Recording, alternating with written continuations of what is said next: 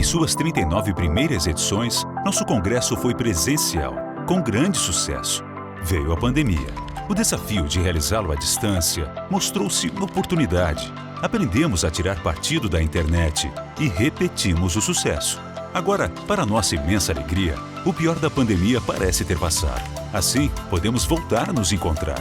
E vamos comemorar isso no maior centro de negócios da América Latina, na cidade de São Paulo. De dura poesia concreta e discreta beleza. Do ano que se comemora o centenário da Semana de Arte Moderna de 1922. Frente a acontecimentos recentes no mundo das artes, como os NFTs, e frente à perspectiva de realidade virtual e a realidade aumentada virem a fundar uma nova internet, certamente teremos muito o que discutir. Como sempre, vamos tratar de todas as novidades no campo da propriedade industrial, pois sabemos que marcas, patentes e desenhos industriais ocupam um lugar de destaque no mundo em transformação. E vamos festejar a possibilidade de voltarmos a nos ver frente a frente. Depois da experiência remota bem-sucedida, quem, por qualquer motivo, não puder estar em São Paulo, não ficará excluído de nosso congresso e poderá interagir com os presentes. Todos poderão assistir a todas as sessões simultâneas no momento que convier, pois o Congresso Internacional da BPI de 2022 será híbrido, como os novos tempos estão a permitir, e todas as sessões ficarão disponíveis na internet como desejam os nossos associados. É um novo desafio, mas estamos confiantes no sucesso. Afinal, São Paulo sempre foi palco de imensos desafios, da expansão de nosso território à independência, do sucesso de nossa indústria à grande revolução verde que impulsiona o Brasil, e da afirmação de nossa cultura e nossas artes. A fronteira agora é no universo virtual e no ambiente de negócios que nele se constrói, totalmente dependente da melhor regulação possível da propriedade intelectual. Se preparem para as discussões instigantes do Congresso Internacional da Propriedade Intelectual da BPI. Será uma grande confraternização. Não perca!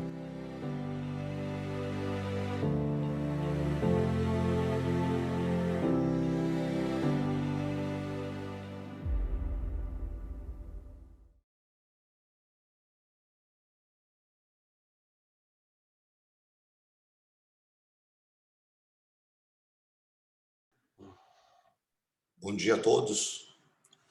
Bom dia a todos. Meu nome é Rodrigo Ouro Preto, sou diretor-relator da ABPI e tenho a honra e prazer de dar boas-vindas a vocês ao primeiro encontro científico das comissões de estudos da ABPI.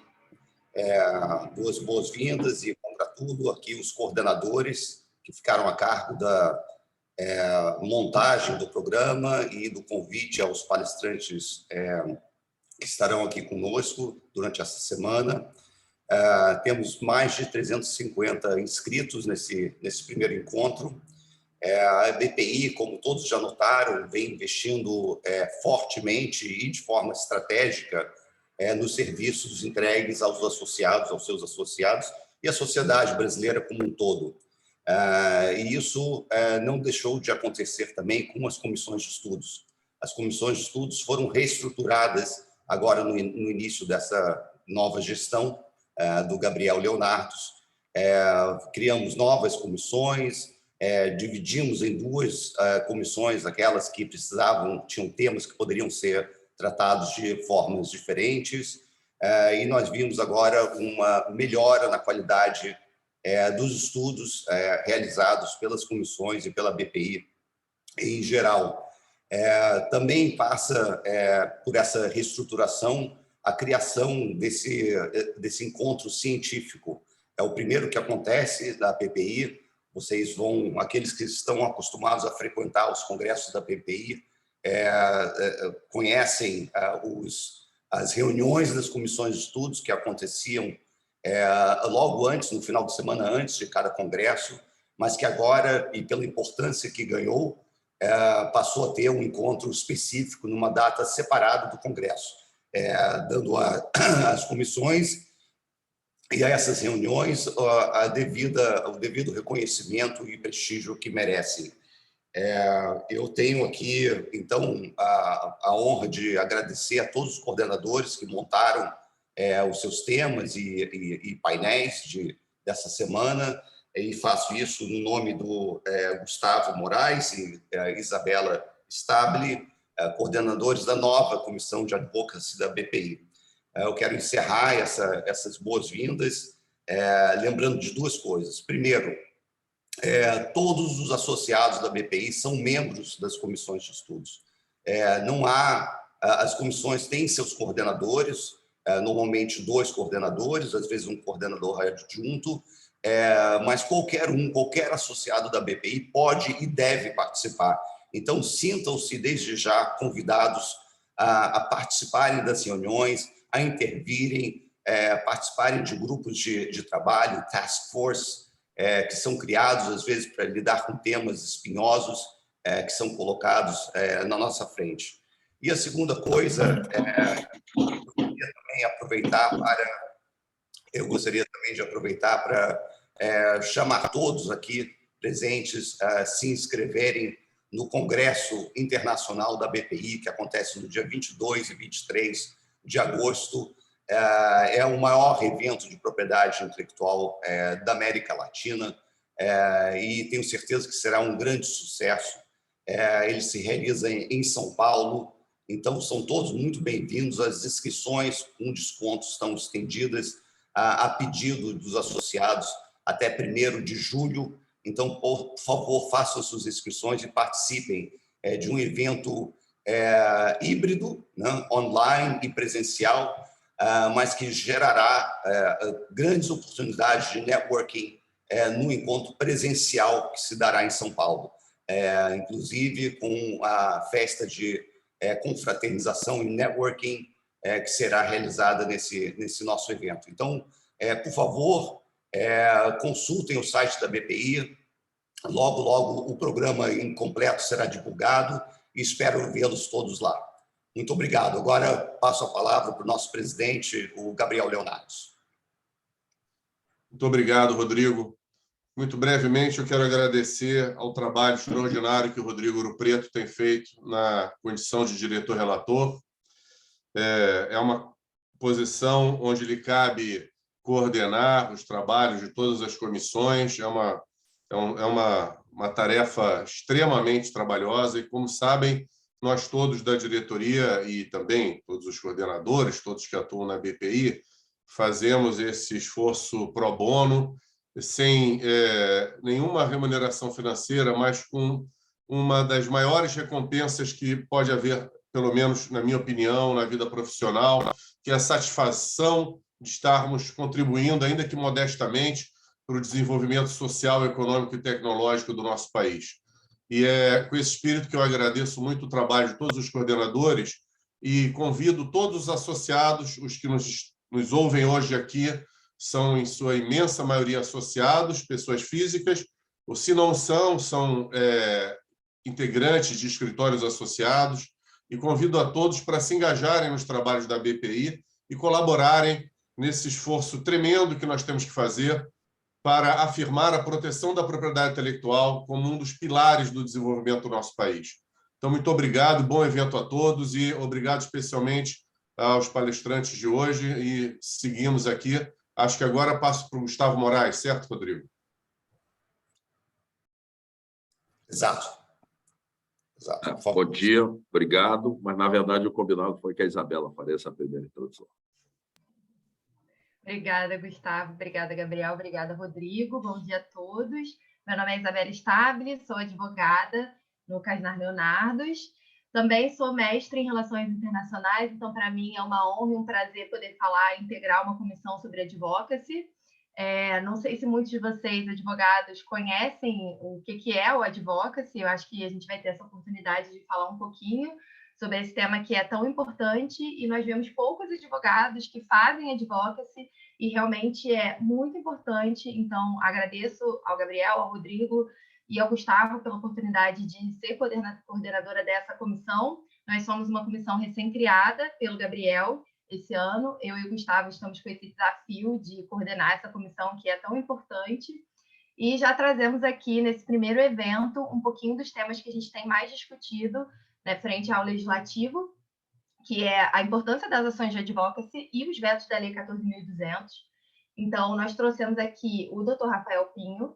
O Rafael Pinho é advogado sênior da equipe de contencioso judicial e resolução de conflitos do escritório Casnar Leonardos, é professor e coordenador de cursos da ABAP, é especialista em litígios envolvendo patente, desenho industrial, segredo de negócio, marca, nome de domínio, com mais de 10 anos de atuação nessas áreas, é graduado pela Universidade Federal do Rio de Janeiro e pós-graduando em propriedade intelectual pela PUC-Rio. Infelizmente, nós tivemos um imprevisto e não conseguimos contar com a participação do nosso segundo palestrante, que seria a doutora Eliane Elizabeth Caldeira Lage, que é diretora de patentes do INPI, mas o meu colega Gustavo vai fazer as honras de passar os slides dela, falando um pouquinho sobre backlog do INPI.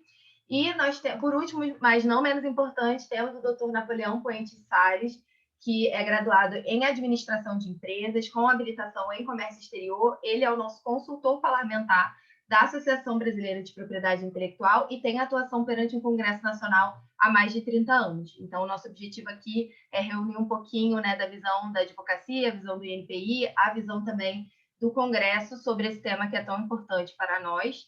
Então, já passo a palavra para o meu colega, Gustavo Moraes, que é sócio da Dânima, para começar a introdução e, em seguida, passar a palavra para os palestrantes. Olha, muito obrigado, Isabela, e quero assim, começar agradecendo o trabalho de organização e objetividade da Isabela. Sem ela, eu acho que essa comissão teria andado muito pouco. E o apoio que o Gabriel e o Rodrigo têm dado a nós. Apoio esse que é muito importante no momento que a gente vive quase que um renascimento do GIP. Tá? É uma revisão extensa da lei de propriedade intelectual e que vai afetar as nossas vidas como um todo, tá? Talvez até as nossas aposentadorias, né?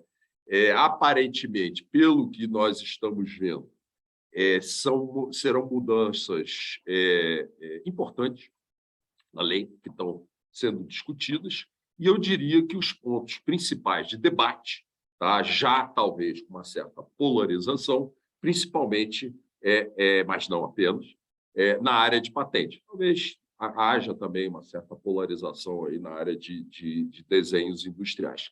Enxergo, posso estar enganado, enxergo um pouco mais de consenso na área, principalmente de marcas e indicações geográficas. Mas só o tempo nos dirá.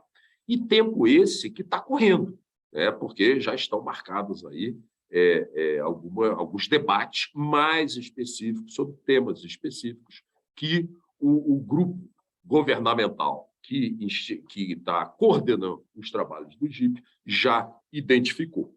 E o nosso trabalho aqui é tão interessante que, na sexta-feira, vimos aí um desenvolvimento na Organização Mundial do Comércio que afeta diretamente o que a gente vai...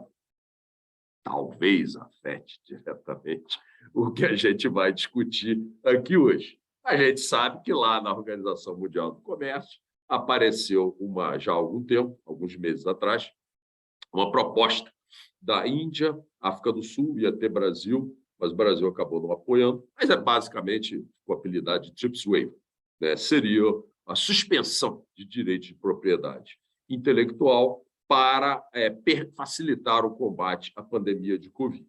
Pois bem, após várias discussões, mudança do governo na Alemanha, acabou influenciando, um surpreendente apoio do governo do Joe Biden lá nos Estados Unidos, mas as notícias que surgiram é que, sim, houve um consenso, basicamente facilitando a concessão de licenças compulsórias para vacinas contra a Covid. Não, pelo menos até agora não entrou terapêuticos e diagnósticos. E tem mais lá uma série de questões, série de critérios para a concessão dessas licenças compulsórias. Basicamente, acho que o que é importante é só países em desenvolvimento que não fornecem mais do que 10% das vacinas globais, o que aparentemente já excluiria China e Índia desse acordo. Essa decisão lá da WTO, que, de certa forma, né, modifica o Tratado TRIPS, vale por 5 anos, e acho que o grande ponto aqui para a gente é se vai influenciar as discussões relativas à Lei 14.200. O Brasil, sempre um pouco dinâmico, né, nessa área de propriedade intelectual, já, talvez até antes das discussões de TRIPS Waiver, já incluiu na pauta do Congresso alguns projetos de lei. Talvez o que ficou mais famoso foi o projeto de lei número 12, e que versariam sobre licenças compulsórias para produtos relativos ao ataque, né, à pandemia. Esse projeto de lei, número 12, foi convolado em lei, 14.200, e houve alguns vetos. Talvez o principal, e que tirava essa ligação entre a entrada a vigor da lei com o estado de emergência que existia até o momento. Esta ligação levaria ao gatilho de um prazo de 30 dias para a emissão de uma lista de patentes e pedidos de patentes sujeitos à licença compulsória, o que certamente, quando isso acontecer, se isso acontecer, certamente vai causar bastante debate, né, aí pelo mundo. E também a concessão de licenças compulsórias para transferência de tecnologia. Tá? Então, gostaria de dar notícia, né, sobre esse desenvolvimento que nós tivemos aí na última sexta-feira, e gostaria, então, de convidar já o nosso primeiro palestrante, o Rafael Fonseca de Pim, que vai falar mais extensamente sobre a Lei 14.200 e sobre esses vetos que ainda estão pendentes no Congresso. Muito obrigado. Bom, obrigado, Gustavo. Bom, primeiro, bom dia a todos, né? Obrigado, Gustavo. Eu vou cumprimentar e agradecer o convite da BPI em nome da doutora Isabela e do doutor Gustavo. E, para mim, é um grande prazer poder estar aqui discutindo esse tema realmente recente e cujos desdobramentos, né, Gustavo, como você bem falou, vão acontecendo aí ao longo do tempo, e a gente ainda não tem uma definição muito certa sobre esses vetos que foram relatados no seio dessa lei. Bom, eu vou compartilhar aqui a minha apresentação. Se vocês só me confirmem se vocês estão conseguindo ver. Acho que sim, né? Estamos sim, Rafael. Está ótimo. Bom, coube a mim nesse encontro falar um pouco, né, sobre essa questão primeiro desse projeto de lei, né, da Lei 14.200, e coube para mim também relatar um pouquinho sobre os vetos que foram proferidos pelo Poder Executivo, né, e que ainda aguardam uma análise do Poder Legislativo novamente, e que com certeza trarão muita discussão para a gente nesses meses aí que virão, e o Napoleão vai se debruçar um pouco mais sobre como estão essas questões, né, no Congresso. Bom, eu achei interessante trazer para a gente poder discutir aqui um pouco do cenário da apresentação desse projeto de lei 14.200 e também trazer um pouco das justificativas que constaram daquele projeto de lei, o 1221, né, e que serviram de base para trazer esse projeto dessa lei que virou a 14.200, né? E nessas justificativas, quando a gente lê, a gente acaba se defrontando, né, confrontando mais uma vez com argumentos que nós já conhecemos, né, que são comumente utilizados no sentido de usar a propriedade industrial, principalmente, como um obstáculo ao acesso, principalmente ao acesso à saúde pública, né? Eu acho que é um mantra de todos nós que atuamos na propriedade industrial e que lidamos com essas questões quase que diariamente, quase que um mantra a gente tentar sempre deixar claro, seja para o poder público, seja para o cidadão, seja para quem estiver interessado, né, de que a propriedade industrial ela é uma ferramenta, e é uma ferramenta muito poderosa quando nós falamos de implementação de tecnologia e desenvolvimento econômico, desenvolvimento tecnológico, desenvolvimento social e até na área mesmo da saúde, de acesso à saúde. Eu não tenho dúvidas de que esse período que a gente passou e que ainda estamos vivendo de pandemia nos mostrou a importância da propriedade industrial não como um obstáculo ao acesso à saúde pública universal, mas sim como uma ferramenta muito importante de superação.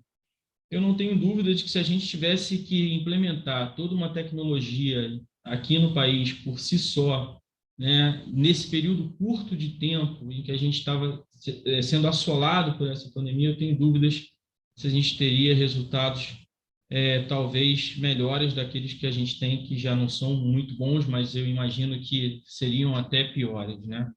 A propriedade industrial é e sempre será uma ferramenta de desenvolvimento tecnológico e na sua finalidade ela sempre vai ajudar se a gente souber usar e contrabalancear esses direitos. Se quando a gente olha para as justificativas, né, desse projeto de lei 1221, a gente já nota que ele vai acabar maculando um pouco a lei 14.200, porque nele algumas concepções que são trazidas são concepções equivocadas, no meu ponto de vista, e acredito também da nossa associação. Por quê?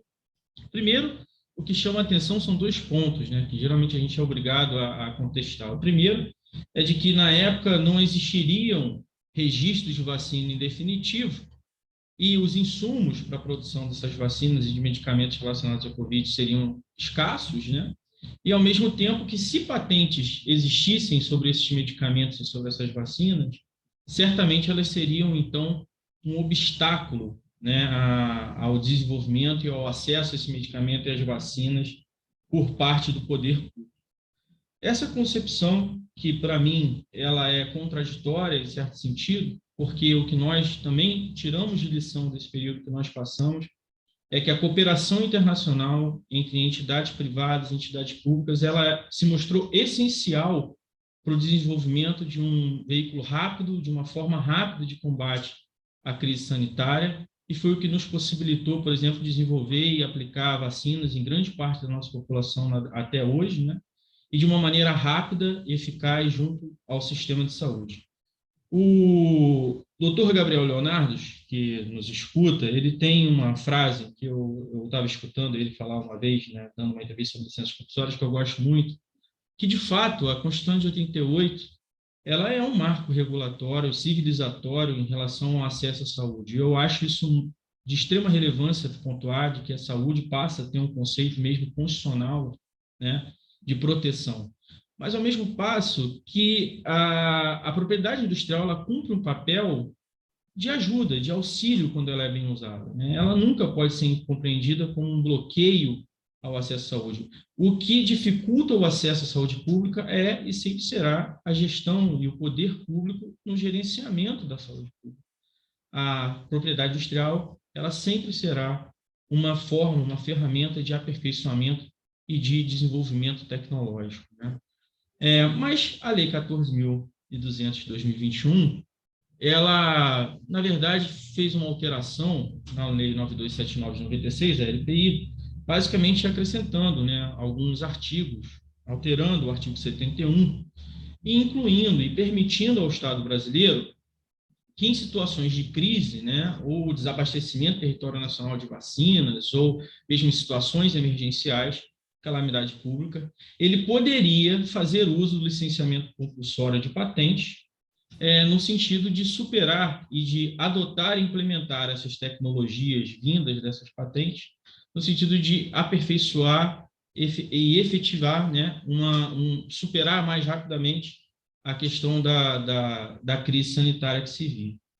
No meu modo de ver, o artigo 71, antes da alteração proposta pela lei, ele já seria suficiente, porque seja no sentido de que o titular da patente, se ele quisesse explorar e utilizar a patente como instrumento de abuso econômico, a licença compulsória já seria permitida. Ou ainda, se essa comercialização do produto ela não fosse suficiente para as necessidades do mercado, me parece que também a licenciamento compulsório seria permitido.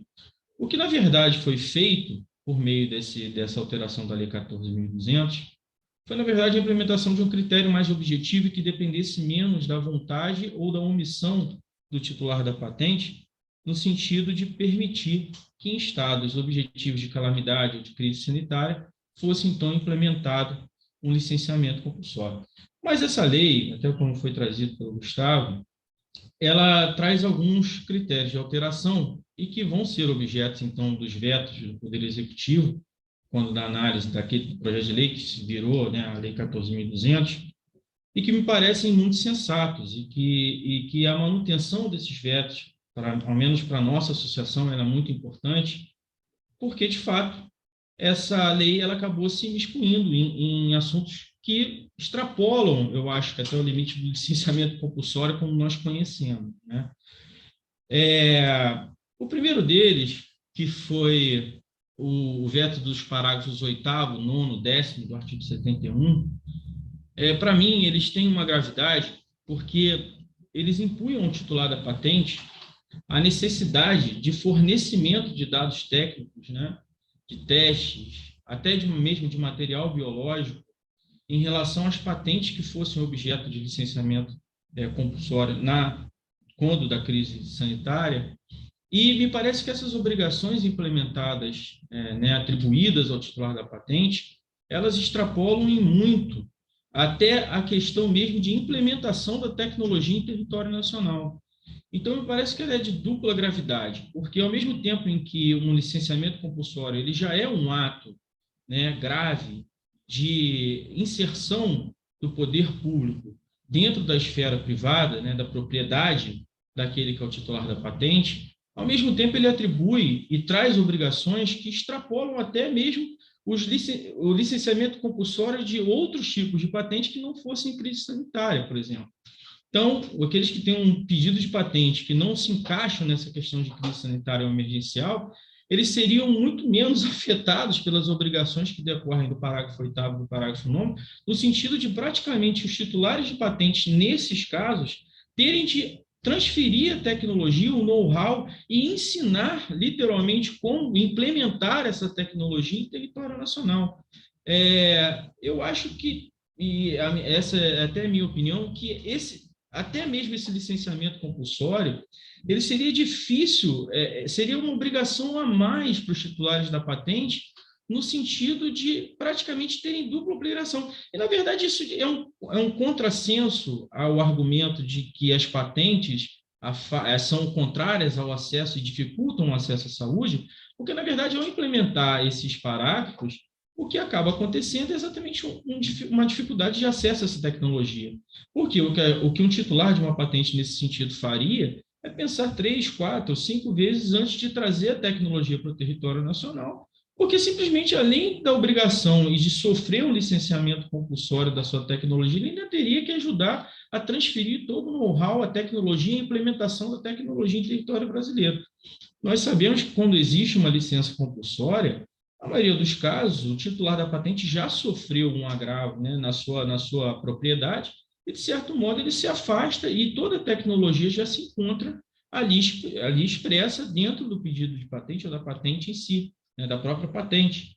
Então, não seria necessário que ele tivesse nenhum ato. Agora, o parágrafo 8º e o parágrafo 9º, eles imputam ainda uma obrigação a mais, né, um plus a mais, como gostam de dizer por aí os mais versados. Então, me parece que seria extremamente incoerente, essa foi uma das razões do veto, e contrário à saúde pública, que fosse permitido que esse tipo de parágrafo ainda não ficasse vigente, né, de acordo com a lei, e por isso as razões do veto tratam do veto do parágrafo 8º e parágrafo 9º. E no parágrafo 10º ainda há uma causa de nulidade dessa patente, caso o titular da patente se recuse, de fato, a fornecer esses documentos aos resultados de teste e dados necessários, né? E parece que até sexta-feira, Gustavo, isso também consistiria, de uma certa forma, numa violação ali do acordo do TRIPS, né? Em relação aos titulares de patentes não serem obrigados a revelar esses dados tecnológicos, os testes que forem produzidos, mas parece que nós tivemos uma decisão agora em outro sentido. Vamos ver como isso vai afetar, mas me parece que também aqui existia não só um rompimento de regras internas, como também um rompimento de acordos internacionais que o próprio Brasil se comprometeu a cumprir. Isso causa, sem dúvida nenhuma, um cenário em que a proteção da propriedade industrial ela é ela não é estimulada e me parece que isso dificulta o acesso daquela tecnologia. É um cenário que não é positivo para a propriedade industrial e, num sentido indireto, ao próprio cidadão que vai ter dificuldade, ao próprio Estado que vai ter dificuldade em implementar essa licença compulsória, ainda mais sob a pena de não cumprimento disso ainda ser nula a patente, o que dificulta ainda mais.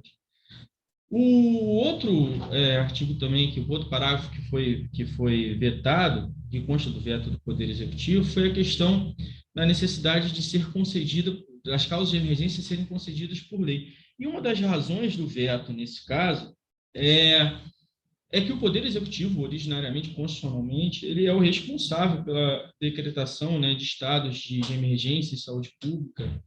Ele é o poder responsável, originariamente, por decretar e conduzir aquilo que é um estado de emergência de saúde pública. E o controle que é feito do Poder Executivo quando ele tem esses atos é limitado, inclusive constitucionalmente, pelas próprias leis, e também pelos outros poderes que vão fiscalizar. Quando isso é feito pela própria legislação, determinado pela própria legislação, sem a ingerência do Poder Executivo, isso gera um problema, porque você não consegue aferir exatamente qual o critério que seria utilizado pelo Poder Legislativo para identificar um caso de emergência em saúde pública. Então, o que poderia ser um caso de emergência em saúde pública? Pode mudar, dependendo da composição do Congresso, e isso causa uma fluidez muito maior no sentido da emergência, da definição daquilo que pode ser considerado uma emergência em saúde pública, ou mesmo dos critérios para a decretação de uma emergência pública ou de uma crise sanitária. E o artigo 3º, ele acabou sendo vetado também, muito pela questão de já decretar que qualquer medicamento ou vacina relacionada ao coronavírus, ele já seria, a própria pandemia já seria um caso de calamidade pública, e a razão do veto trazida pelo Poder Executivo primeiro, eu acho que a questão mais prática, né, porque como o próprio Gustavo falou, em menos de 30 dias você teria que fazer uma lista imensa de medicamentos, de patentes que, em tese, seriam aplicáveis ao combate do coronavírus. Isso geraria um caos administrativo, né, no sentido de você não conseguir controlar dentro dali o que poderia ser ou não utilizado no combate à Covid-19. E, além disso, a razão trazida pelo próprio projeto, pela própria razão do veto, né, do Poder Executivo, seria uma questão de necessidade de que todo projeto, de que toda decretação de estado de calamidade pública ou de acionamento desse artigo 71 e seus parágrafos seriam necessários, então, uma concepção por meio do Poder Legislativo, que não é verdade, porque ainda assim precisaria do Poder Executivo para a decretação desse estado de saúde pública, de emergência em saúde pública. Em relação ao veto anterior, também consta das razões de veto a própria supressão do procedimento administrativo para construção daquilo que seria a licença compulsória, né? O valor a ser pago, o prazo de vigência dessa norma, né? A necessidade, quais seriam, de fato, as patentes que pertenceriam a esse quadro no combate, tudo isso sem a participação, podendo ser concedida meramente pelo Poder Legislativo, isso geraria um impacto muito profundo sem a participação e da supressão da instância administrativa do Poder Executivo, que não poderia, então, se dedicar à análise desse tema. Isso também gerou esse tipo de razões de veto. Mas, e aí, já fechando a minha parte, até para passar a palavra para vocês, para, obviamente, comentarem, e o próprio Napoleão também fazer a exposição dele, o que me parece é que todas as vezes que nós vivemos situações de crise sanitária, via de regra, e porque a manutenção desses vetos ela é importante, né? Porque me parece que todas as vezes que nós vivemos esses momentos de crise sanitária, a solução do poder público, ou a tentativa do poder público, lógico, que motivada um pouco pela própria comoção das pessoas, né, num momento delicado que a gente acaba vivendo em crises sanitárias, é sempre no sentido de estimular um licenciamento compulsório, como se a licença compulsória ela acarretasse numa implementação e num desenvolvimento tecnológico capaz de implementar a tecnologia que foi licenciada, né, compulsoriamente. E nós sabemos que isso não é verdade, né? Nós sabemos que isso não é verdade. A maior dificuldade quando nós temos a implementação de uma tecnologia nova, e principalmente aquelas em que nós estamos diante de um combate de uma crise sanitária, a grande dificuldade é que essa implementação da tecnologia ela tem que ser feita de maneira célere e com qualidade. E isso é muito difícil em países que não têm ainda uma construção técnica, fabril, né, de campo mesmo, seja de recursos humanos ou mesmo de recursos técnicos, para a implementação dessa tecnologia. A licença compulsória, nesses casos, ela passa a ser um mero pedaço de papel, se você não consegue fazer, por exemplo, um acordo de cooperação internacional para a implementação dessa tecnologia de fato. Eu acho que a pandemia nos ensinou, principalmente a pandemia derivada do coronavírus, é que os acordos são sempre o melhor caminho para que a gente consiga chegar a uma solução técnica rápida, eficiente e de amplitude muito boa e necessária para todas as partes envolvidas. Eu não duvido e não tenho dúvida nenhuma da capacidade dos técnicos da Fiocruz, também não tenho dúvida e capacidade dos técnicos do Butantan. Mas, sem sombra de dúvidas, que o trabalho deles seria muito difícil de ser concluído a tempo suficiente se eles tivessem que começar do zero e fazer tudo sozinho. Quando a gente fala em um acordo, por exemplo, de transferência dessas tecnologias, é certo que tudo aquilo que vem no bojo de uma transferência de tecnologia, ele é muito relevante para a implementação dessa tecnologia, como fez o Butantan com o Sinovac, como fez a AstraZeneca com a Fiocruz, e nós temos hoje uma grande parte da população brasileira vacinada, com base e de forma célere dentro daquilo que foi possível para a tecnologia ser implementada. Nós tivemos um desenvolvimento muito razoável e rápido dessa tecnologia em território nacional. Mas me parece que a questão da manutenção do veto ela é necessária também não só por esse aspecto, mas para se ter uma harmonização da legislação pátria internacional. Por quê? O Brasil é signatário de acordos. Nós tivemos uma decisão agora, como o Gustavo falou, mas mesmo assim, me parece que um cenário onde a gente tem um afrouxamento das proteções relacionadas ao direito de propriedade industrial, ele sempre gera um cenário de incertezas para quem vai investir ou para quem vai trazer tecnologia para o país. Se eu digo que eu posso ter uma licença compulsória e ainda por cima determinar que a sua patente, né, que vai agora fazer parte de um licenciamento compulsório, você ainda vai ter que ajudar a implementar essa tecnologia em território nacional, eu fico pensando que isso acaba dificultando muito mais o acesso a essa tecnologia do que, de fato, ajudando as pessoas e o povo brasileiro no sentido de ter acesso àquela tecnologia. E parece que é uma incongruência. E até então, isso gera um desrespeito, inclusive, a acordos, como o acordo TRIPS, em relação à obrigatoriedade de revelar, por exemplo, situações e informações que não constam sequer da patente, que você não precisa colocar na patente em si, né? Além disso, a questão das nulidades das patentes como sanção pelo não cumprimento dessa obrigação de fornecer e ajudar na implementação desses dados. Me parece que isso é uma obrigação muito grave, um requisito para a validade de uma patente que sequer consta, a princípio, da própria LPI. Então, isso gera um problema também de construção e de segurança jurídica no cenário da propriedade industrial brasileira, né? E, de certo modo, a ineficácia da medida, esses dois pontos finais, para mim, são os mais relevantes, porque me parece que, se não forem mantidos os vetos como estão, me parece que existe uma ineficácia dessa medida, porque ainda que essas empresas sejam obrigadas a transmitir esse know-how, ainda que elas tenham que fazer essa transferência de tecnologia, ainda que tudo isso seja, tenha assim, uma concordância daquele que vai fornecer, que é difícil, mas que tenha a concordância daquele que vai fornecer a tecnologia, imaginem que o tempo para a implementação dessa tecnologia é longo, não são coisas rápidas que conseguem ser feitas em 2, 3 meses. Você precisa, de vezes, de anos para a implementação dessa tecnologia. Basta que a gente lembre do caso do Efavirenz, da droga para HIV, que até a sua licença compulsória, que foi decretada, e, obviamente, a primeira veiculação de um genérico no mesmo genérico desse medicamento, a sua implementação demorou 3 anos. Então, assim, o tempo de uma situação de emergência geralmente é menor do que isso. Então, me parece que é uma questão muito mais de implementação da tecnologia em território, a dificuldade está muito mais aí do que, de fato, na quebra de uma patente, pelo amor de Deus, né? De uma licença compulsória de uma patente. Então, não faz sentido lógico, para mim, essa construção de licenças compulsórias, porque, na verdade, o que é necessário é sempre o diálogo, a cooperação técnica, para que se consiga ter o melhor atendimento às questões técnicas e resolver aquele problema o quanto antes. E isso não é possível com licenciamento compulsório, porque isso já causa uma ruptura entre o titular da patente, que poderia ensinar, e aquele que vai ser o licenciado a partir daquele momento.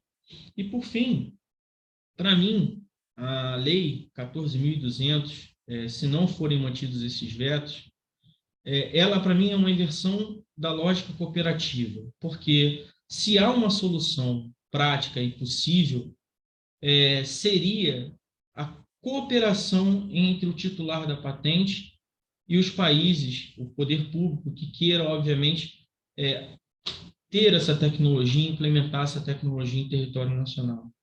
Quando você condiciona um acordo, porque o que acontece nesses momentos de crise sanitária, inclusive esse é um dos pontos da Lei 14.200, é que se você, a princípio, sua patente pode estar presente numa lista de patentes, digamos, essenciais para o combate daquela crise sanitária, mas a lei te dá uma certa exceção para caso você queira negociar voluntariamente a licença da sua patente, você pode ser excluído, ser retirado dessa lista de licenciamento compulsório. Vejam como a ordem é invertida.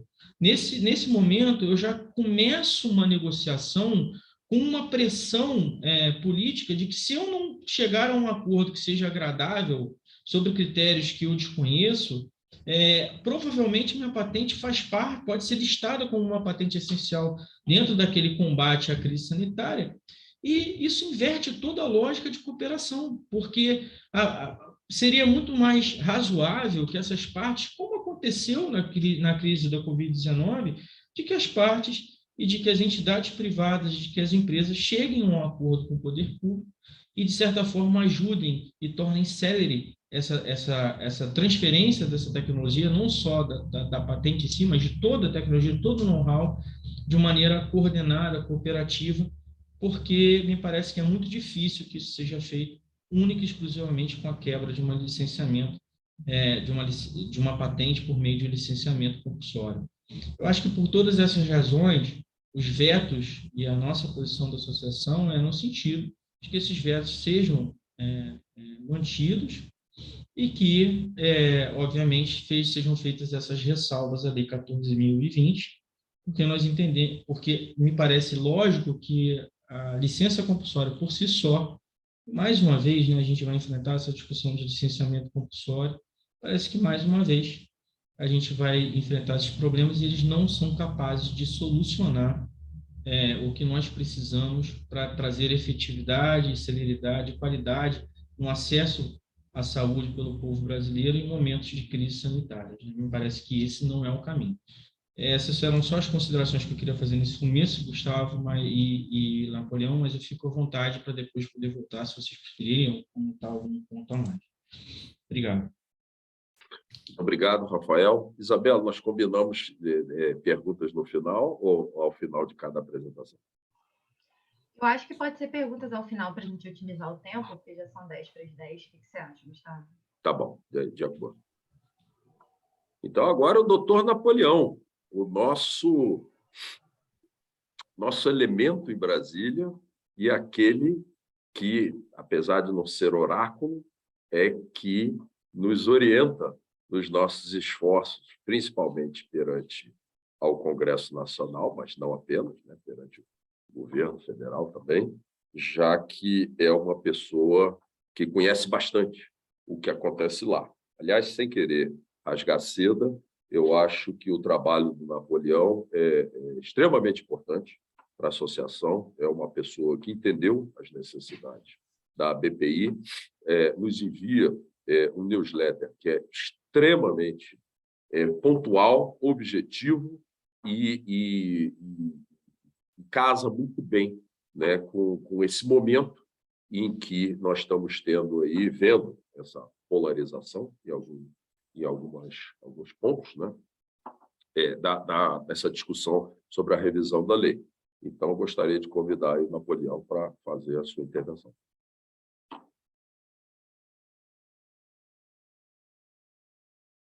Napoleão, acho que você está com o microfone desligado. Desculpe. Nada. Bom dia mais uma vez a todos.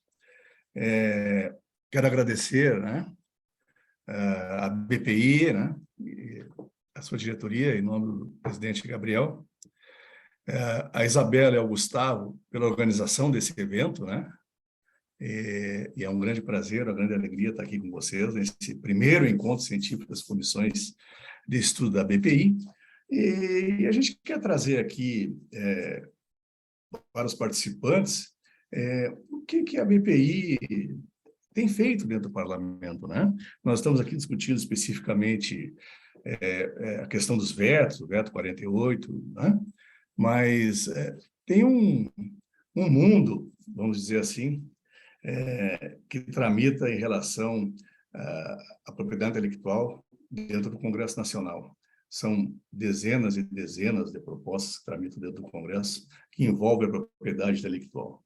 Então, o tempo, lógico, é curto, mas trazer uma ideia, como a BPI hoje está atuando dentro do parlamento. A importância das ações de advocacy, atuação como consultor parlamentar da BPI, como deve ser tratado dentro do Congresso Nacional, né? A participação em políticas públicas, ciclo da política pública, né? A gente tem que ter a definição da agenda, né? O que queremos, né? Como formulação das propostas, o processo da tomada de decisão, quem vai fazer essa tomada de decisão, a quem a gente vai usar esse poder de representativo, né, da associação, a execução da política e a avaliação se essa política efetivamente está tendo um efeito, né? A palestra do Dr. Pinha agora mostrou bem a questão de todo esse ciclo aqui, né? E a avaliação que causou, né?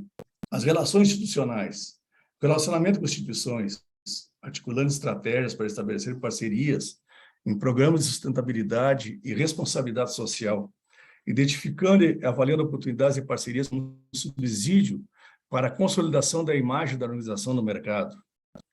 As relações governamentais estabelecem um diálogo contínuo entre as organizações da sociedade civil e o poder público, de maneira organizada e planejada, para construir sólidos e duradouros vínculos com os principais atores que formulam as políticas públicas, elaboram leis e regulam os mercados.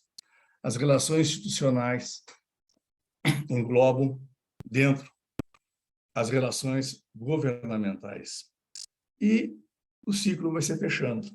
Entramos na advocacy, que é o conjunto de ações realizadas por organizações do campo social, estrategicamente definidas e articuladas, com o objetivo de influenciar aqueles que possuem poder para decidir, a fim de que promovam mudança nas políticas públicas municipais, regionais, nacionais e internacionais. E o lobby, onde o ciclo vai ficando cada vez menor, que é a defesa de interesses a membros do poder público, a relação direta com tomadores de decisão acerca de políticas públicas.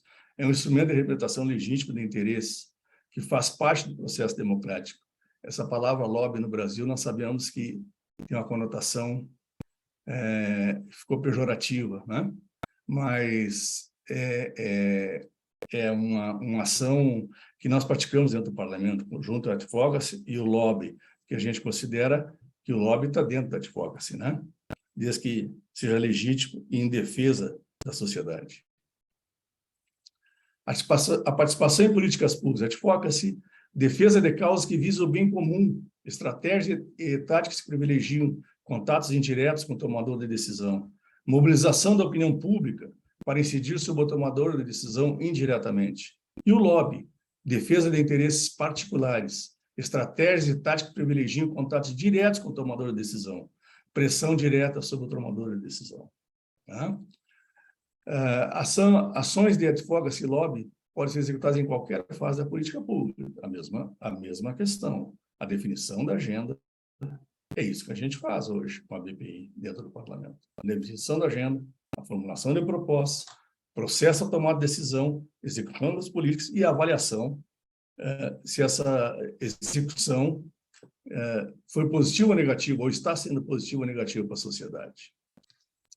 A advocacy e o lobby, nós temos hoje talvez uma dezena de propostas tramitando no Congresso Nacional, algumas com até 20 anos de tramitação, que tentam regulamentar o advocacy e o lobby dentro do parlamento, mas nenhuma avança por N interesses. Mas a Constituição brasileira nos garante isso, garante à BPI essa atuação, que todo o poder emana do povo, que o exerce por meio de representantes eleitos ou diretamente, nos termos dessa Constituição. Liberdade de manifestação de pensamento, expressão da atividade intelectual, artística, científica e de comunicação, liberdade de reunião, liberdade de associação para fins lícitos, petição aos poderes públicos em defesa de direitos ou contra a ilegalidade ou abuso de poder. Então, a Constituição nos garante isso a todo cidadão e às entidades representativas e organizadas da sociedade, de estar dentro do parlamento, né? E trabalhando em defesa desses interesses que sejam do bem comum e da sociedade. Aqui, mais especificamente, a consultoria de relações governamentais. O nosso trabalho junto à BPI, né?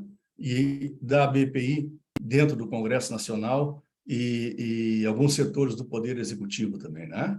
Então, nós fazemos o planejamento, desenvolvimento de estratégias em relações governamentais e advocacy, análise e projeção de cenários para o sistema político brasileiro, capacitação e orientação sobre relações governamentais e advocacy, mapeamento estratégico, stakeholders nos poderes legislativo e executivo, agendamento de reuniões com stakeholders nos poderes legislativo e executivo, envio de boletins informativos sobre eventos e ações nas áreas de atuação da BPI, pesquisa e monitoramento de projetos de lei na Câmara dos Deputados e no Senado Federal, monitoramento de publicações no Diário Oficial da União sobre as áreas de atuação da BPI, né? Aqui são exemplos de boletins diários que enviamos, né, à BPI, que representam o interesse dos seus associados, que o doutor Gustavo mencionou, inclusive, no início, né?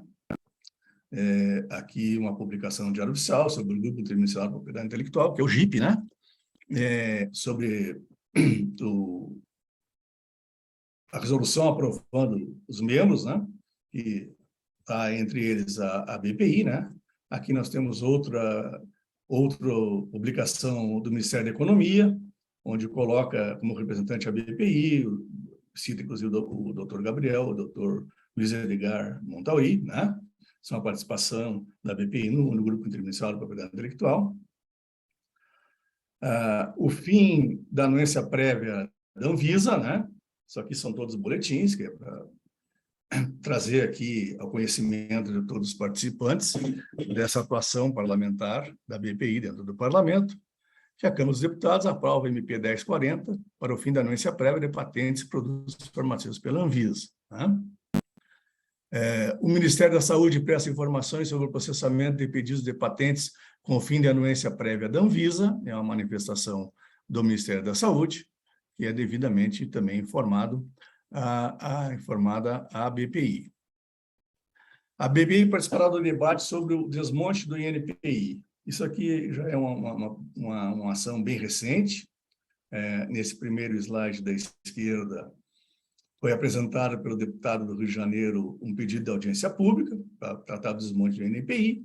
Como podemos ver, a BPI não era nominada como um dos participantes e, no slide à direita, a BPI participará de audiência pública para tratar sobre o desmonte do INPI. Atuamos para que a BPI participasse também dessa audiência pública, ainda terá data marcada. Então, isso vai exemplificando as ações que são tomadas dentro do Congresso Nacional em defesa da propriedade intelectual brasileira, através da Associação Brasileira de Propriedade Intelectual. Nós temos aqui agora a questão da Lei 14.200, da licença compulsória de patentes, né? O projeto de Lei 12 de 2021, oriundo do Senado Federal. Na Casa Iniciadora, ele tem fase concluída, na Casa Revisora, fase concluída, que é a Câmara dos Deputados. A Câmara dos Deputados acrescentou modificações, voltou ao Senado para análise substitutiva, fase concluída. Sanção presidencial, fase concluída. E o veto, né? E a situação incluída em ordem do dia, que é o veto 48/2021, né? Que nós estamos tratando aqui nesse momento. Seguindo ainda na questão da licença compulsória de patentes, a BPI participou de 2 audiências sobre o licenciamento, sobre a licença compulsória. A primeira, quando o tema estava sendo debatido no Congresso Nacional. A segunda, já após a sanção, debatendo o veto parcial à Lei 14.200, né? Então, esse aqui também são boletins, onde a gente informa esses 2 debates que a BPI participou. Além disso, nós tivemos reuniões com a liderança do governo no Senado, né? O líder Eduardo Gomes, e foi uma reunião muito proveitosa, onde se debateu estratégias, enfim, da questão, ainda se preparando para a análise de vetos pelo Congresso Nacional. E aqui publicação também do governo, que após 2 anos chega o fim do estado de emergência em saúde pública por conta da Covid-19. O doutor De Pinho colocou na sua palestra, e isso é muito importante politicamente para a questão do veto, de análise do veto, né? Por que eu disse que é muito importante? Porque quando o veto foi aposto, havia um clamor grande na sociedade e uma narrativa política de que isso resolveria o problema de vacinas no país, né? Todos nós sabemos que não ia resolver de maneira nenhuma, né? Não teria condições nem tempo hábil de fazer com que isso pudesse acontecer. Mas a narrativa foi essa. E como a emergência não está agora mais vigindo, não tem mais esse impacto político, vamos dizer assim, sobre a análise do veto. Porque quem não tem familiaridade no dia a dia do Congresso Nacional, os vetos são analisados numa troca. Nós já tivemos, depois que esse veto foi aposto, mais de 6 convocações do Congresso Nacional para analisar vetos, né? E o que acontece?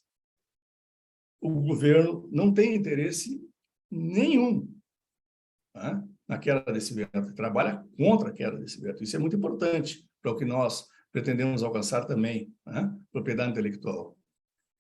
Quanto mais vetos estiverem acumulados, melhor será a negociação do veto 48.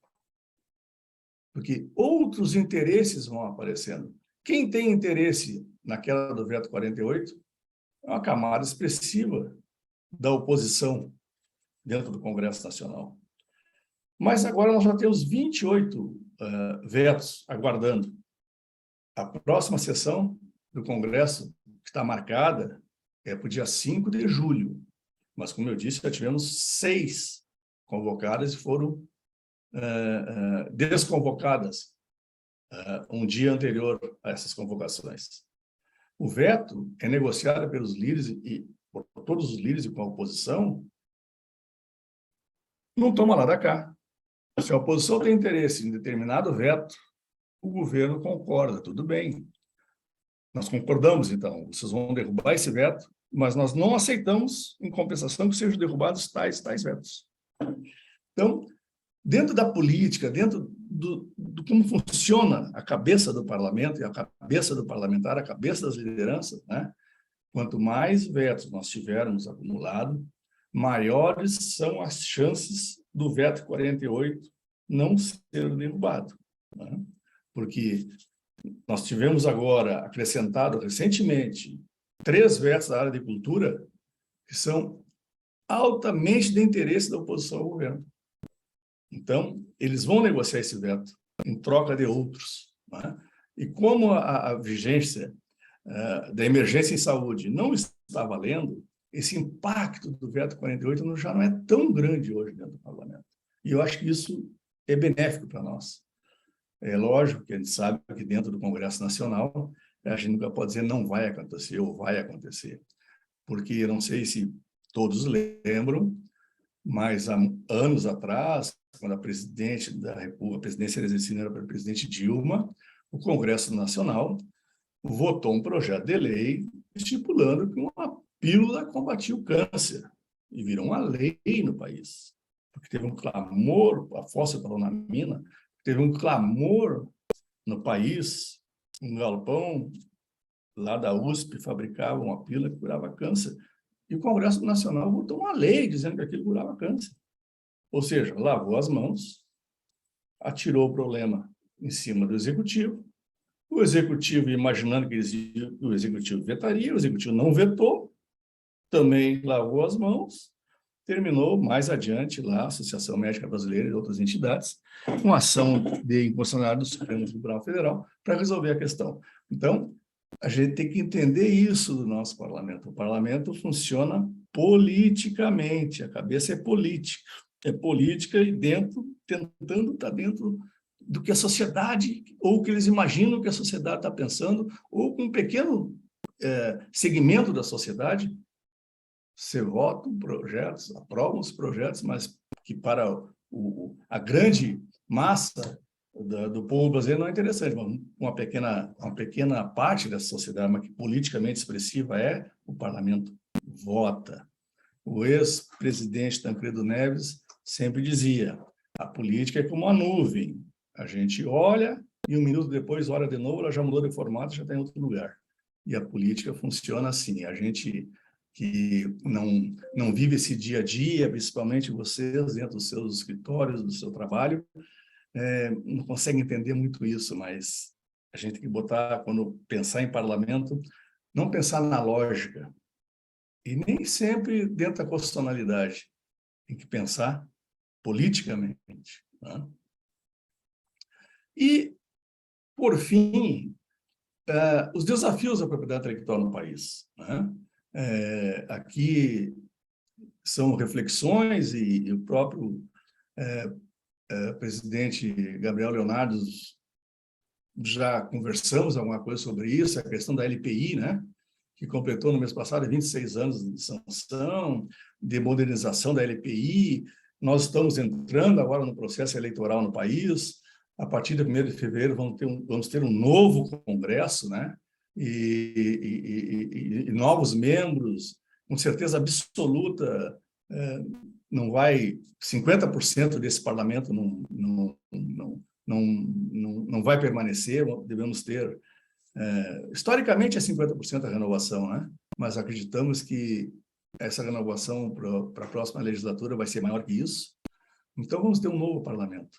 E aí se pensar na frente, se pensar no futuro, o que queremos na LPI, e talvez você consiga fazer dentro do grupo de trabalho e uma grande negociação dentro do parlamento, que depende, lógico, de condicionantes, né? Para pensar na modernização da LPI. O fortalecimento do INPI para garantir agilidade nos processos, já existe um projeto bem adiantado na Câmara dos Deputados, que proíbe o contingenciamento das verbas orçamentárias do INPI, porque todos nós sabemos que o INPI é um órgão que não é deficitário, né? Desde que ficassem no seu orçamento todo o que arrecada, seria um órgão que iria muito bem obrigado financeiramente, mas com os contingenciamentos, o dinheiro vai todo para o Tesouro, né? A conscientização de stakeholders, enfatizando a importância de investimentos em propriedade intelectual para o país, que vai ser uma coisa muito importante dentro do novo parlamento, né? E provavelmente vão ter novos interlocutores. E uma coisa que eu acho muito, muito importante. Nós temos hoje, na Câmara dos Deputados, uma frente parlamentar, nem é na Câmara, é do Congresso. A frente é Câmara e Senado. Uma frente parlamentar de propriedade intelectual, mas que efetivamente atue em defesa do setor. A frente que nós temos hoje, não quero usar um termo forte, mas ela está apenas no papel, ela não está atuando, né? E nós precisamos ter uma frente parlamentar da propriedade intelectual forte, atuante, né? Então, esse é um objetivo que nós temos que, assumindo o novo parlamento, em 1º de fevereiro do 2023, atuar junto a esses parlamentares, que já tem parlamentares lá que são ligados ao setor, mas novos virão, com certeza, e tentarmos fazer uma frente parlamentar da propriedade intelectual forte, que efetivamente trace objetivos e que lute para a propriedade intelectual brasileira. E não tenho dúvida que, nesse processo, para nós conseguirmos uma frente parlamentar de propriedade intelectual forte, a BPI e todo o setor vamos ter que atuar unidos dentro do parlamento, dentro do Congresso Nacional, para a formação dessa frente. Eu agradeço e fico à disposição para perguntas, enfim. Muito obrigado pela oportunidade. Obrigado, Napoleão.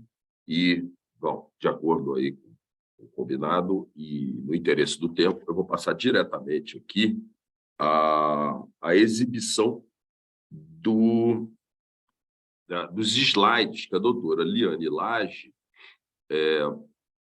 me passou ontem à noite, quando ela informou, então, da sua impossibilidade, né, de estar conosco aqui hoje.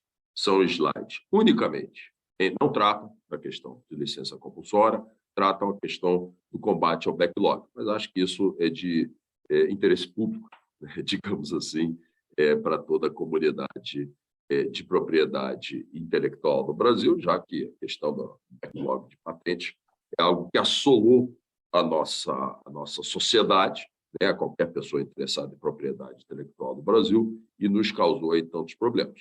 Esse primeiro slide, acho que evidencia o tempo médio para a decisão final a partir do pedido de exame. Como todos sabem, o Brasil tem uma sistemática que, 3 anos contados do depósito, o titular do pedido de patente deve requerer o exame, para que o exame do pedido de patente prossiga. Né? Basicamente, a gente tem que pedir a pizza, expirar 3 anos e confirmar que ainda quer a pizza. Tá? 3 anos contados a data do depósito. Grande maioria dos pedidos de patente depositados no Brasil são fases nacionais de PCT. Esses 3 anos conta lá do depósito original do PCT. Ou seja, se entrar nos 30 meses, vai ter em torno de 6 meses para pedir esse requerimento de exame. Então, aqueles que falam que existe uma demora proposital, né, no exame por conta do pedido de patente, por conta desse requerimento de exame, basicamente não sabe o que está falando. Aqui, o slide anterior mostrava uma média, tá? E essa média varia conforme a área técnica.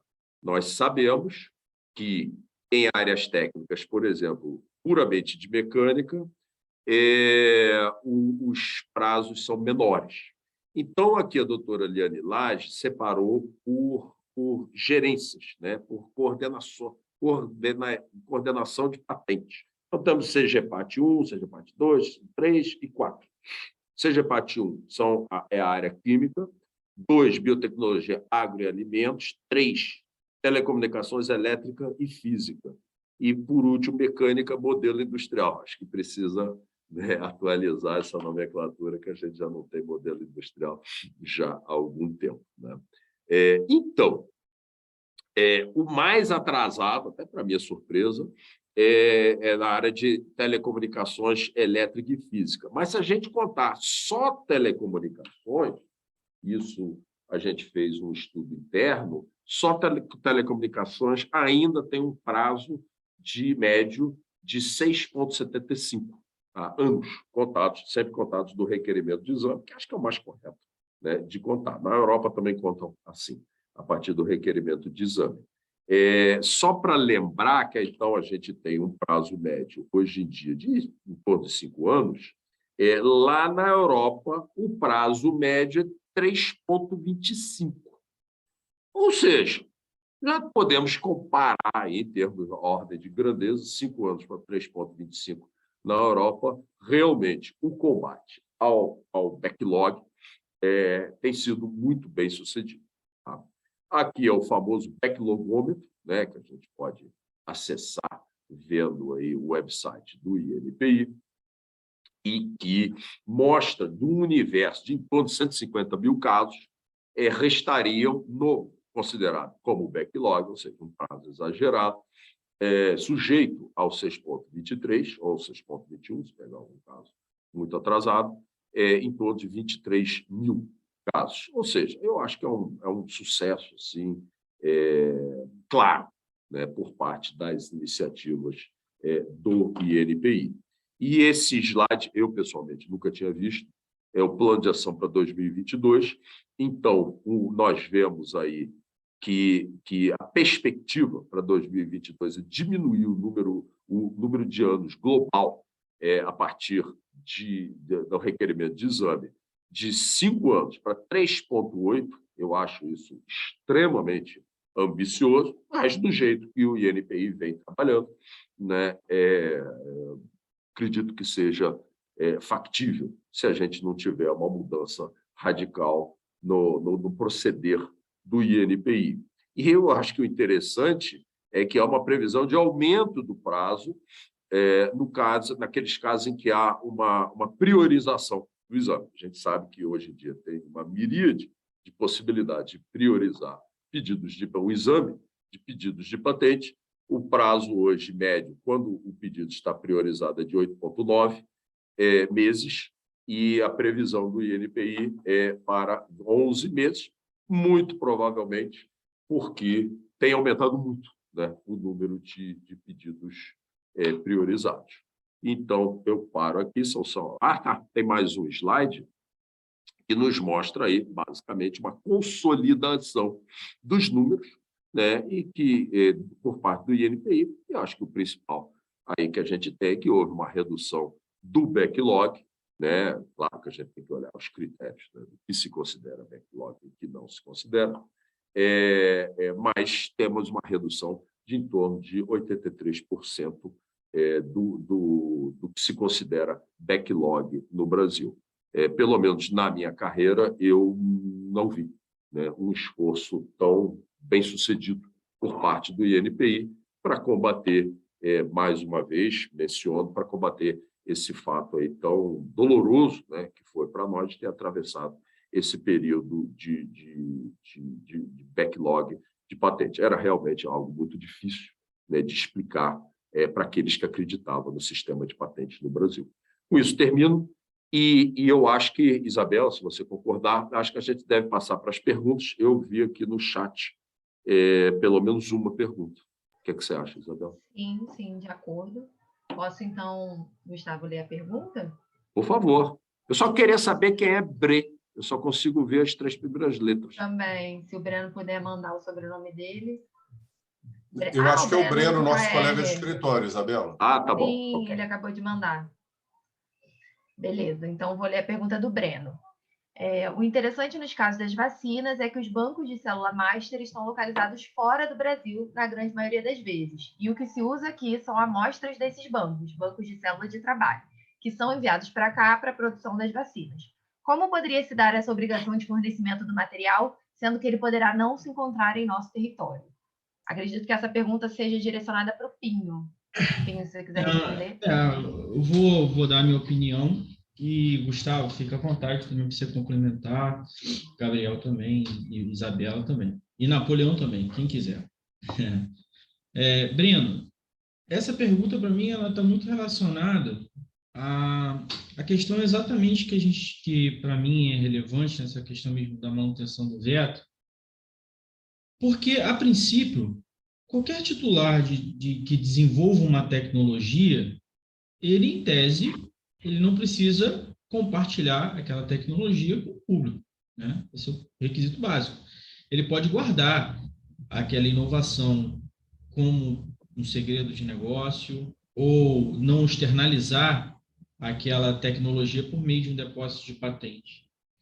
E me parece que quando o INPI, desculpa, o INPI, olha, coitado, quando foi feita essa inserção na Lei 14.200, do parágrafo 8º e do 9º, que era a questão mesmo do material biológico, me parece que foi uma tentativa de solução do governo para se evitar que as empresas que fossem obrigadas a licenciar compulsoriamente a sua tecnologia, elas fossem também obrigadas a fornecer essa tecnologia e ensinar para implementar em território nacional aquela tecnologia, então, somente internalizada. Me parece que essa foi uma solução que tentou se dar.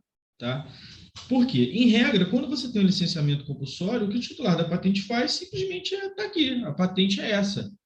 Só que a gente sabe, na realidade, que a patente, o licenciamento compulsório de uma patente, se eu não tenho capacidade técnica, ainda que eu tenha técnicos capazes de reproduzir aquela invenção, mas que vá me demorar tempo para a implementação, mesmo de fato, do campo fabril daquela tecnologia, me parece que é inócuo. E eu acho que esse é o termo desse parágrafo 9º, né, do artigo 71, que foi.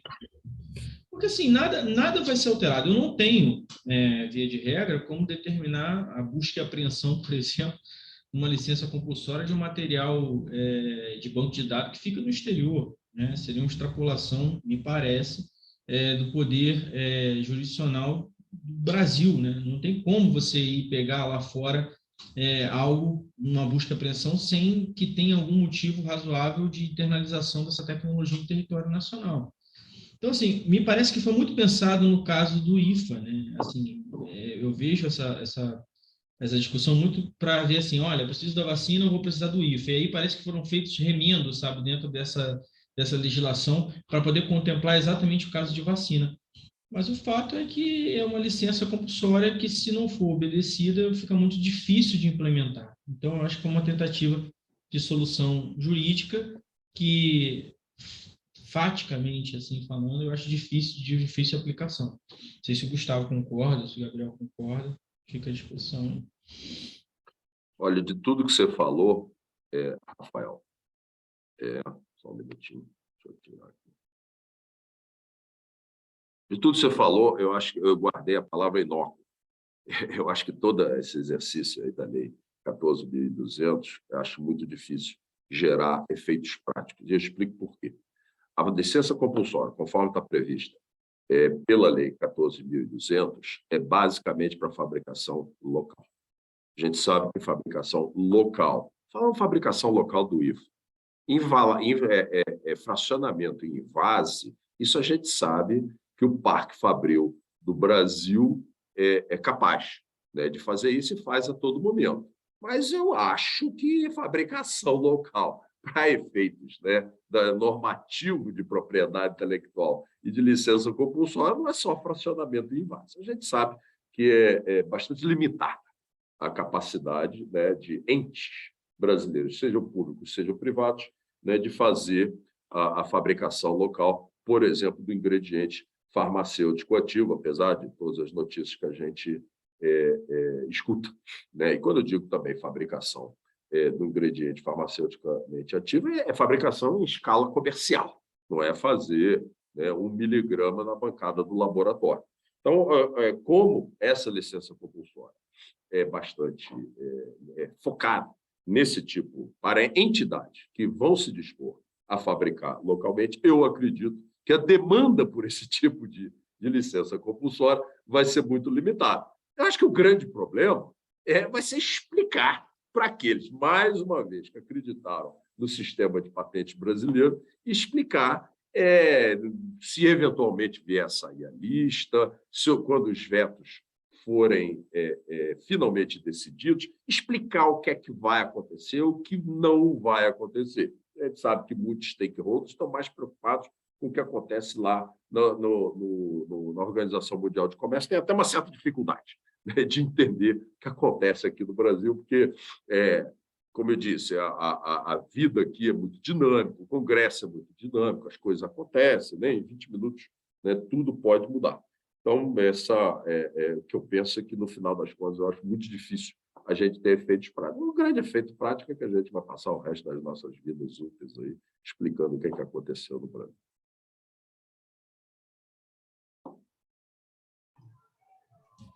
Mais alguém tem que... desculpa, Felipe. Não, eu acho que é difícil mesmo. Coloco como Gustavo, assim, para mim não tem, vai ser efeito prático muito pouco. Eu acho que vai dar mais trabalho explicar mesmo, Gustavo. Explicar que, olha, na verdade é inócuo, mas sua patente está lá numa lista, tá, para ser licenciado compulsoriamente. É difícil, né? Para o cliente estrangeiro. Gera uma insegurança jurídica enorme, né? Uma falta de investimento aqui no nosso país e até mesmo de produção nacional, que a gente já enfrenta tantos desafios e aí agora temos mais um. Eu acho que essa tentativa de implementação por meio de licenciamento compulsório, ela não é o caminho correto e geralmente não funciona, né? Então, acho que é mais uma medida mesmo de política do que, de fato, uma medida que acarrete uma modificação. Mas a pergunta do Breno é boa, porque eu acho que, de fato, não tem como você obrigar um ente estrangeiro a fornecer um item. Vai ser um demanda interessante, vai ter mais briga para isso que se estivesse, de fato, cooperando e internalizando a tecnologia. Juridicamente é quase impossível, né? Até qual seria o interesse também do Brasil em brigar por isso, né? Enfim, uma briga entre países por essa questão específica. Mas a gente ainda tem 4 minutinhos para perguntas. Se mais alguém quiser escrever no chat pergunta ou abrir o microfone e falar, estamos à disposição.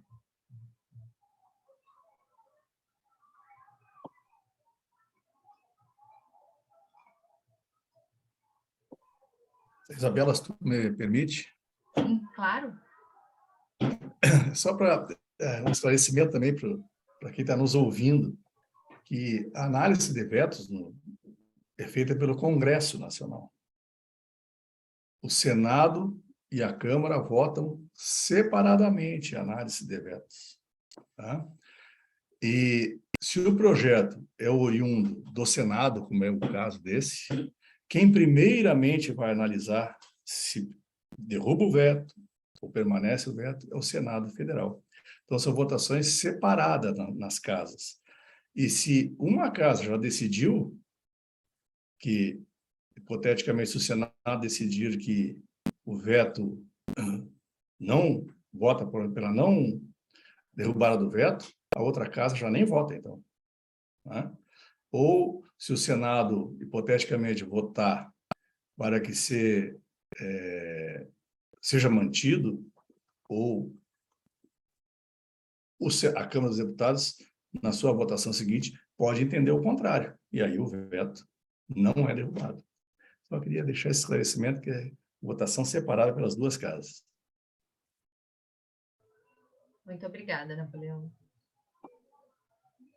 Então, acho que ficamos na expectativa para o dia 5 de julho, para ver se esse veto 48 será, né, finalmente decidido. Se não acontecer no dia 5 de julho, Napoleão, nós, aí mais um pouco, aí para frente, nós vamos ter um recesso.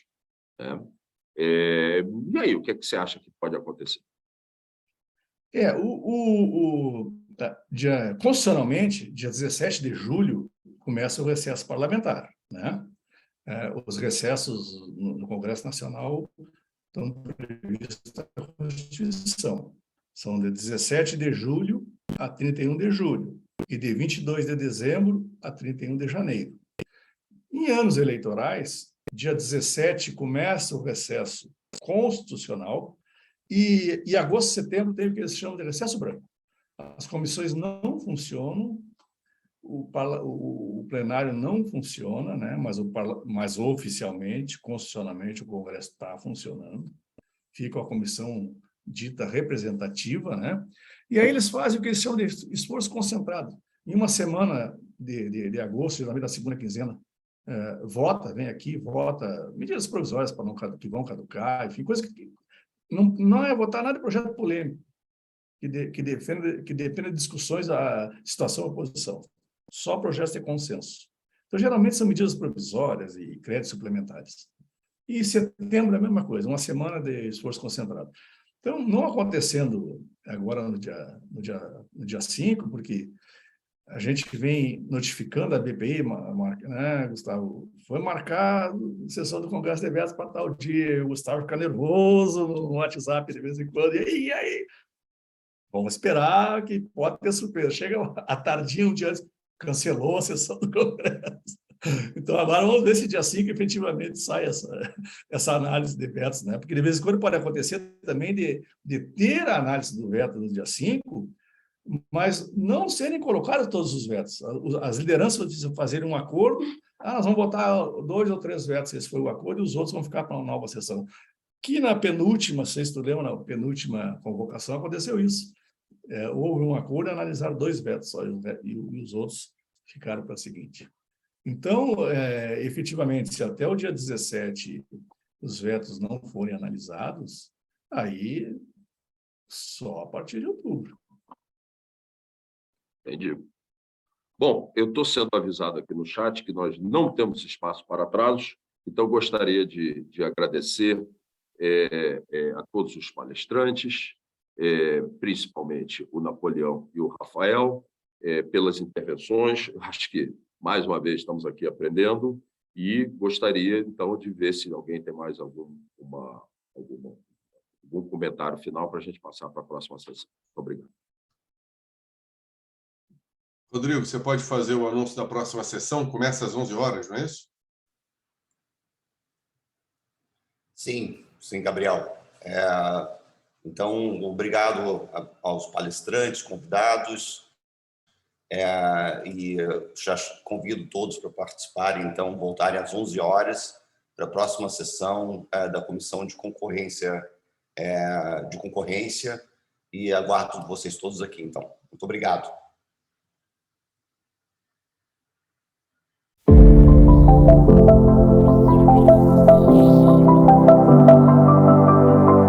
Em suas 39 primeiras edições, nosso congresso foi presencial, com grande sucesso. Veio a pandemia. O desafio de realizá-lo à distância mostrou-se uma oportunidade. Aprendemos a tirar partido da internet e repetimos o sucesso. Agora, para nossa imensa alegria, o pior da pandemia parece ter passado. Assim, podemos voltar a nos encontrar. E vamos comemorar isso no maior centro de negócios da América Latina, na cidade de São Paulo. De dura poesia concreta e discreta beleza. Do ano que se comemora o centenário da Semana de Arte Moderna de 1922. Frente a acontecimentos recentes no mundo das artes, como os NFTs, e frente à perspectiva de realidade virtual e a realidade aumentada virem a fundar uma nova internet, certamente teremos muito o que discutir. Como sempre, vamos tratar de todas as novidades no campo da propriedade industrial, pois sabemos que marcas, patentes e desenhos industriais ocupam um lugar de destaque no mundo em transformação. E vamos festejar a possibilidade de voltarmos a nos ver frente a frente. Depois da experiência remota bem-sucedida, quem, por qualquer motivo, não puder estar em São Paulo, não ficará excluído de nosso congresso e poderá interagir com os presentes. Todos poderão assistir a todas as sessões simultâneas no momento que convier, pois o Congresso Internacional da BPI de 2022 será híbrido, como os novos tempos estão a permitir, e todas as sessões ficarão disponíveis na internet como desejam os nossos associados. É um novo desafio, mas estamos confiantes no sucesso. Afinal, São Paulo sempre foi palco de imensos desafios, da expansão de nosso território à independência, do sucesso de nossa indústria à grande revolução verde que impulsiona o Brasil, e da afirmação de nossa cultura e nossas artes. A fronteira agora é no universo virtual e no ambiente de negócios que nele se constrói, totalmente dependente da melhor regulação possível da propriedade intelectual. Se preparem para as discussões instigantes do Congresso Internacional da Propriedade Intelectual da BPI. Será uma grande confraternização. Não perca!